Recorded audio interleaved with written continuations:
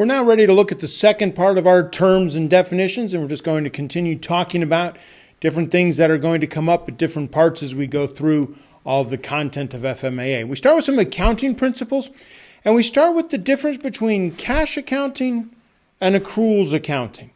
And we just need to know very basically what the difference is right now, and we'll kind of fill it in as we go through the journal entries and we talk about the debits and the credits. But in cash accounting, we only record transactions when the cash is paid or received. So the name is very descriptive, as we'll see is generally the case. Cash accounting, if we receive cash, we record it. If we pay cash, we record it. If there's no cash in the transaction, we don't record it until the cash is paid or received. In accruals accounting, what we're doing is we're recording the transaction, and maybe at the time there was no cash paid or received. For example, we run a store, somebody comes in and says, I want to buy this, and it's $100. And then they say, oh, I forgot my wallet. I'll come tomorrow and pay you tomorrow. And we say, okay, sure. No problem. Well, from a reality standpoint, we sold something to that person. They haven't paid us yet, but they have the product. So there's no cash, but we want to record the fact that we sold something, we had some revenue, somebody walked out of the store with some of our inventory. So in accruals accounting, we're recording all of the transactions even if the cash is not transacted at the same time as the rest of the transaction. And so we'll see here in just a few definitions, this is where we get into payables and receivables. That person who walked out of the store and told us they'll come tomorrow, we have a receivable from that person. We're supposed to receive something in the future from them. So cash accounting, we record it only if and when the cash is paid or received. In accruals accounting, we record the transaction even if the cash has not been received or has not been paid. We record the transaction itself. So that's cash or accruals. Conservatism. This is the reality that accountants are not supposed to be optimistic. We're not necessarily supposed to be pessimistic either, but we should be conservative. The way I describe it is this. In order for a gain to be recognized, that profit to be recognized, it needs to have happened. It actually has to have happened in order for us to record a gain on our income statement. On the other hand, because we're conservative, when it comes to losses, if we think that maybe there's a chance that possibly it could happen, it might happen, possibly there might be maybe a loss in the future, we will recognize that loss now. Conservatism. We are understating the good things. We're overstating the bad things.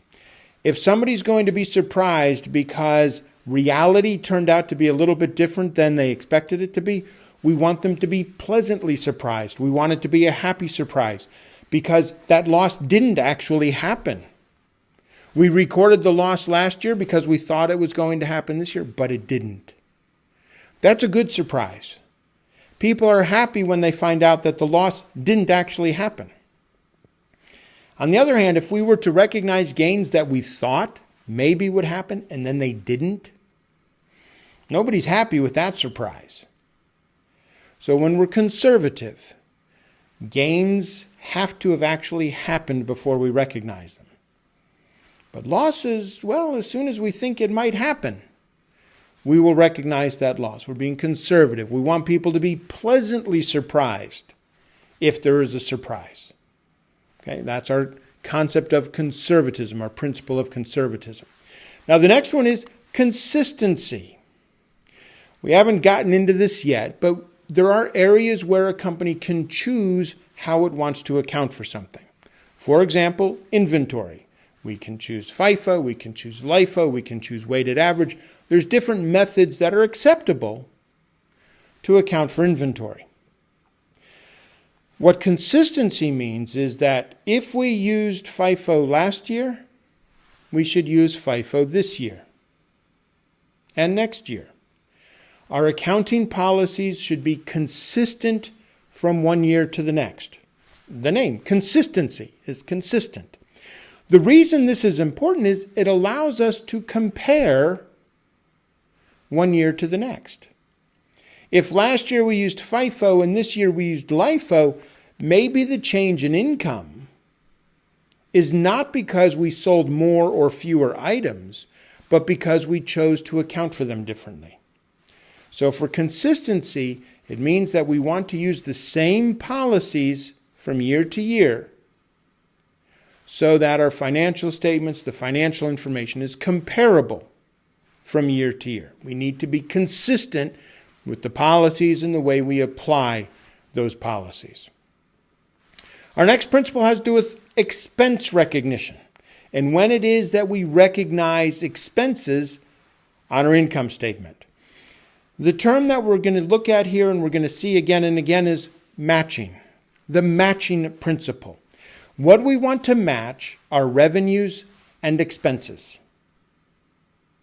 We want to match the revenues and the expenses. So if in a period we recognize the revenue, in that same period we want to recognize the expense that created the revenue. Now, the other way of looking at it is, if in a period we recognize an expense, in that same period we should recognize the revenue that expense created. We want our revenues and our expenses to be matched in the same principle or in the same period. Okay?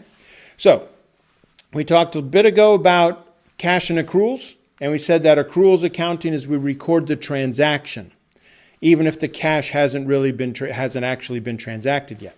Well, this is what leads to accruals and deferrals. An accrual is an event that's happened, but the cash hasn't been transacted yet. A deferral is when the cash has been transacted, but the event hasn't occurred. So that deferral is when somebody comes in and says, I don't want to buy it yet, but I want to pay for it. So here's $100, and I'll come in next week and buy it. Okay, that's a deferral.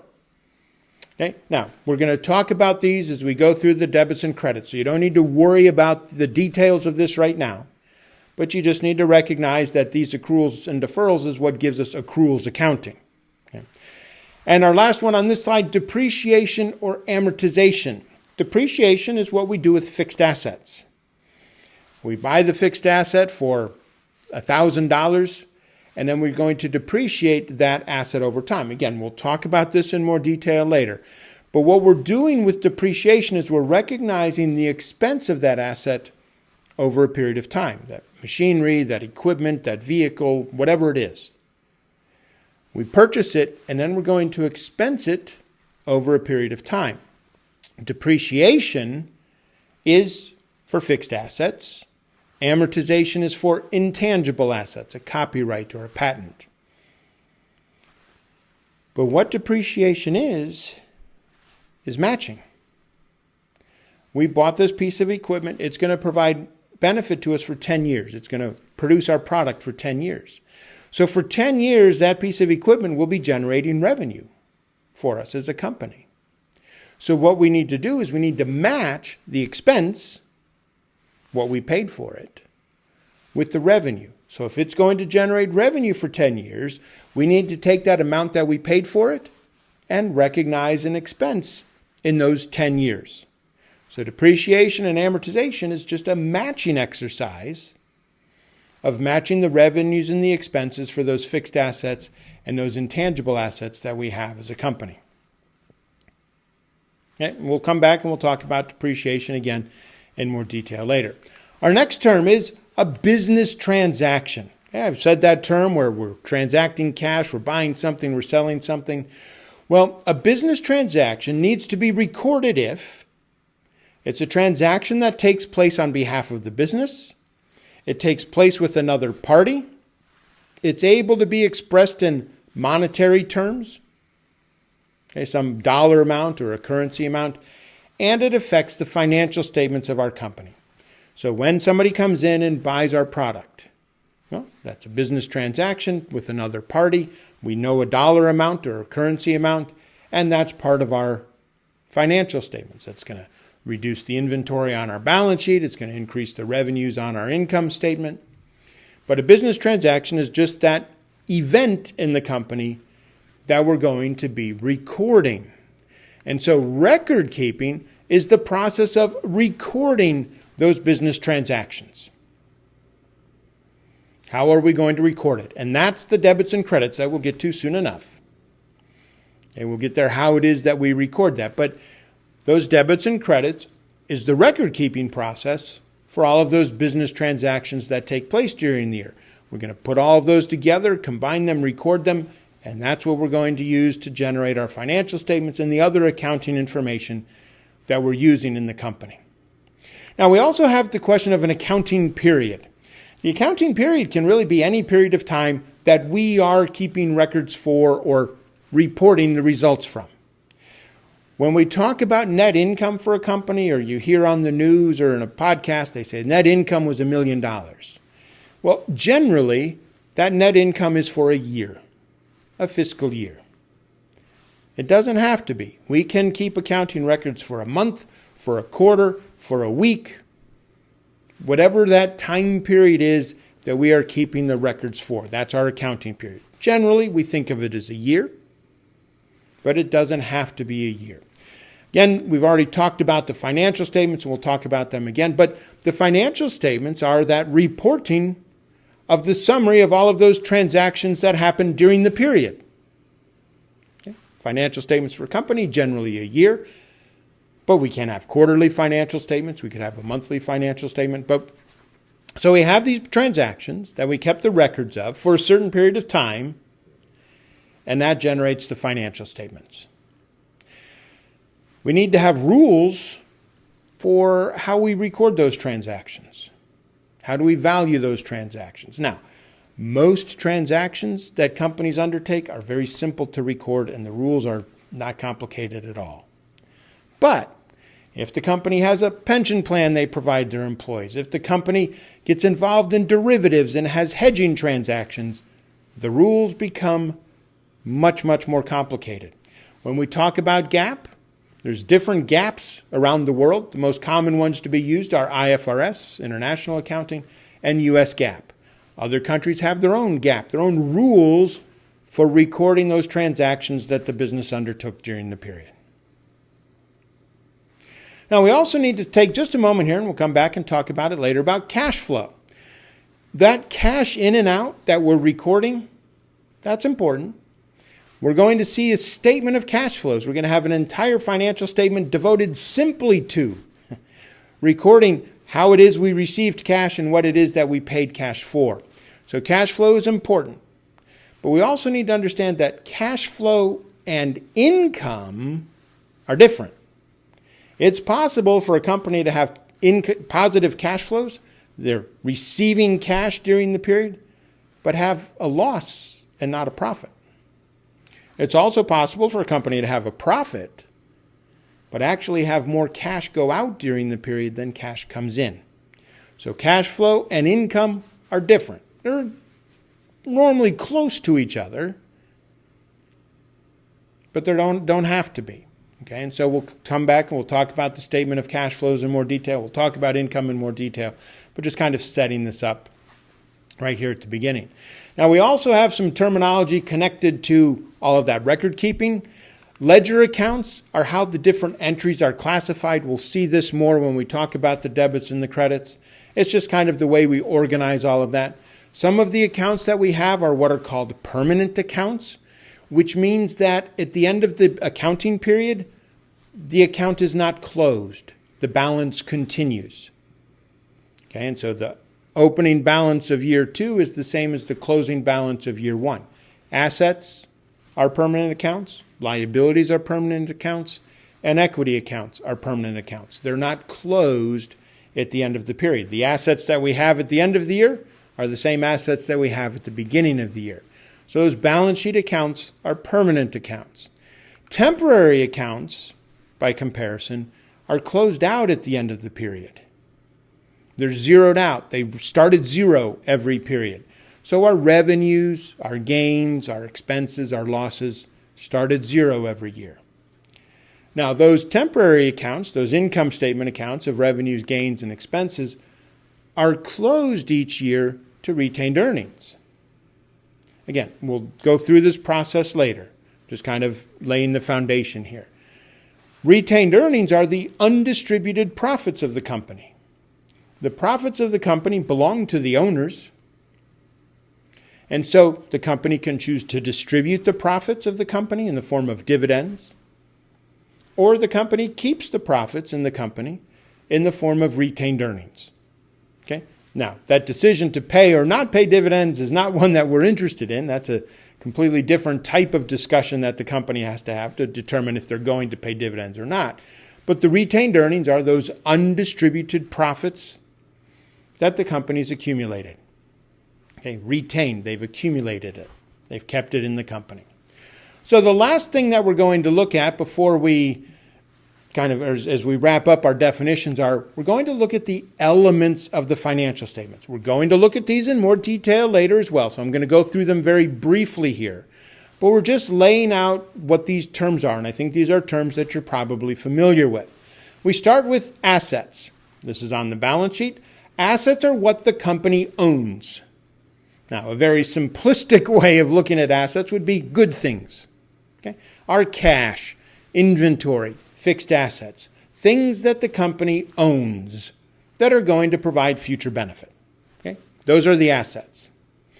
The liabilities are what the company owes to outside parties, what we owe to our suppliers, our payables. Okay, we have some amount that we owe. Equity is the difference between the assets and the liabilities. Assets is what the company owns. Liabilities are what the company owes to outside parties. And so equity is what the company owes to the owners of the company. We have an accounting formula. Assets equals liabilities plus equity. And we'll, again, talk about this in more detail. We're just laying a foundation. But the assets are what we own. The liabilities are what we owe to other parties. And equity is that difference between those, which is what the owners of the company will take if the company closes. So those are the elements that make up the balance sheet. And we have 4 elements that make up the income statement. The first of those is revenues. Revenues is that cash we receive, maybe something else that we receive, but the cash that we receive from our primary operations. For example, somebody comes into our store and buys something off of our shelves. We sell a product. Selling that product is revenue for us. We provide a service. When we provide that service and somebody pays us for providing that service, that's revenue. Gains are the inflows we get that are from secondary operations, not the reason we have our business. Good example, we have our office and we sell some old computers. We bought some computers, we're buying new computers, so we sell the old computers. If we have a gain when we sell those old computers, that's a gain. It's not revenue. It's going to be classified as a gain because our business doesn't exist to sell old computers. Our business exists to provide our product or service. Similarly, expenses are the outflows, the amount we pay to support our primary operations. Purchasing our inventory, producing our inventory, providing the service that we provide. And losses are when we have that secondary operation at a loss. We sell the computers, but we sell them at a loss. We're going to take that transaction of selling those old computers, and depending on the numbers, it will be either a gain or it will be a loss. Revenues and expenses come from our primary operations. Gains and losses are the result of transactions that are not our primary operations. Okay? And again, we'll come back and we'll see this again and again, but just as a starting point, what we're looking at is that revenues and expenses are our primary operations and gains and losses are not our primary operations, those secondary operations. So this wraps up all of our definitions and terms, and we're going to get into things that are a little bit more numerical, a little bit more hopefully exciting. Not that this wasn't exciting, but it'll be even more exciting. Again, these aren't difficult topics that you need to know in great detail. Okay, you need to understand what conservatism is. You need to understand what consistency is. You need to understand that record-keeping process and what it is that we're doing. Okay, but just terms, definitions, and that's what you need to know. And yeah, you'll get a couple of these questions on the exam. You might get a question about what is consistency, what is conservatism. They're not difficult. Okay, understand what the concept is, and you'll be able to answer those questions on your exam very quickly and also very confidently, and most importantly, very correctly. So, as you need to go back and review those terms, make certain you understand what they mean, what it is that we're talking about, but don't get lost in any details yet at this point. Okay, we'll come back and we'll fill in some of the details as we move on in Section A next.